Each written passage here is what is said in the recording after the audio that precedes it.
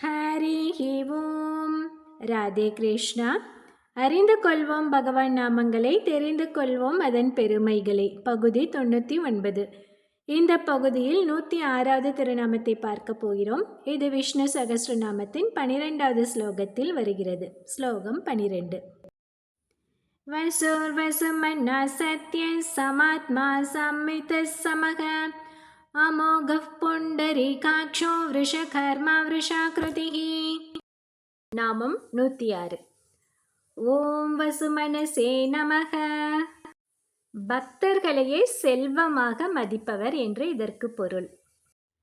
இதை கண்ணனுக்கும் நாரதற்கும் இடையே நடந்த ஒரு சம்பவத்திலிருந்து பார்க்கலாம். கண்ணன் 16,008 பெண்களை திருமணம் செய்து கொண்டார். பிறகு துவாரகையில் அரசாட்சி புரிந்து வந்தான். இதை பார்த்த நாரதர் என்ன நினைத்தார் தெரியுமா? ஒரு மன்னனுக்கு தன் ராஜ்யத்தின் நிர்வாக ரீதியிலான அலுவல்களை பார்க்கவே நேரம் இருக்காதே. இதில் கண்ணன் எப்படி ராஜ்யத்தையும் கவனித்து கொண்டு 16,008 மனைவிகளையும் திருப்திப்படுத்த முடியும் என்று நாரதருக்கு சந்தேகம் வந்தது. அதனால் கண்ணனின் தினசரி நடவடிக்கைகளை அறிய வேண்டும் என்ற ஆவலுடன் துவாரகைக்கு வந்தார். விடியற் காலையில் துவாரகைக்கு வந்தார் நாரதர். அதே சமயம் எதிர்பாராத விதமாக கண்ணனும் எதிரே வந்தான். என்ன நாரதா, விடியற் காலையிலேயே இந்த பக்கம் என்று கேட்டான் கண்ணன்.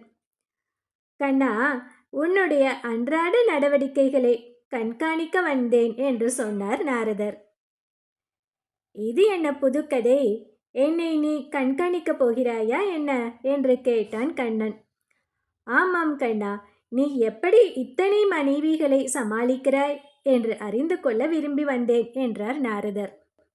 அவ்வளவுதானே, வேற எந்த விஷயமும் இல்லையே என்று சொன்ன கண்ணன் தன் அரண்மனை இருக்கும் இடத்திற்கு அவரை அழைத்து சென்றான். அங்கே பார்த்து நாரதர் பிரமித்து போனார். ஆமாம், என்ன இருந்தது அப்படி அங்கே அவர் பிரமிக்கும் அளவுக்கு?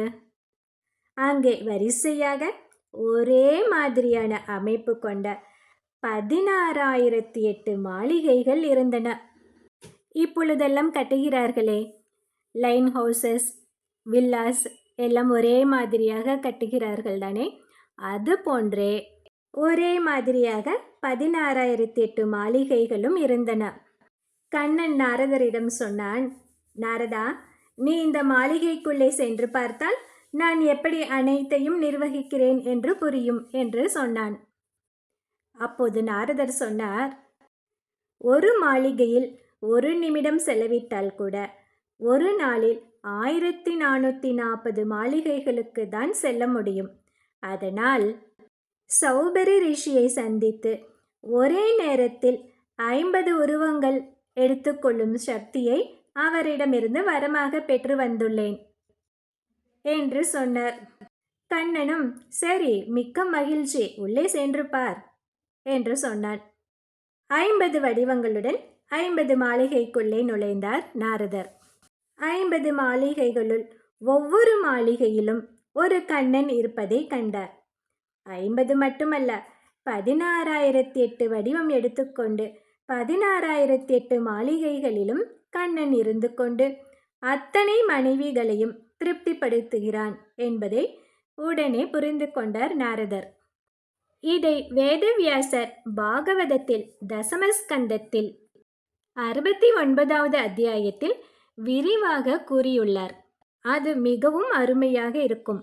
மொத்தம் 45 ஸ்லோகங்களில் சொல்லியிருக்கிறார். எங்கள் குரு உமா மகேஸ்வரி அவர்கள் பாகவதத்தில் இந்த பகுதியை மிகவும் அழகாகவும் தெளிவாகவும் சொல்லித் தருவார். கேட்க கேட்க மிகவும் இனிமையாக இருக்கும். தன்னுடைய சந்தேகத்திற்கு விடை கிடைத்த போதும் கண்ணன் அங்கே தினமும் என்னதான் செய்கிறான் என்று அறியும் ஆவல் வந்தது நாரதற்கு. ஒவ்வொரு மாளிகையில் உள்ள கண்ணனின் அன்றாட நடவடிக்கைகளை கவனிக்கத் தொடங்கினார் நாரதர். கண்ணன் காலை நீராடிய பின் ஒரு அர்ச்சகரை கொண்டு தனது சாலக்கிராம பெருமாளுக்கு பூஜை செய்ய சொல்வதை கண்டார் நாரதர். அந்த பூஜை முடிந்த பின் கண்ணன் தனியாக சென்று ஒரு தங்கப்பேழையை எடுத்து அதற்குள் உள்ள ஏதோ விக்கிரகத்திற்கு ரகசியமாக பூஜை செய்வதை கண்டார். அதை பார்த்து, கண்ணா, இது என்ன தங்கப்பேழைக்குள் ரகசியமான தெய்வம்? அந்த தெய்வத்தை நான் காணலாமா என்று கேட்டார் நாரதர். அதற்கு கண்ணன், நான் இந்த தெய்வத்தை யாரிடமும் காட்டுவதில்லை.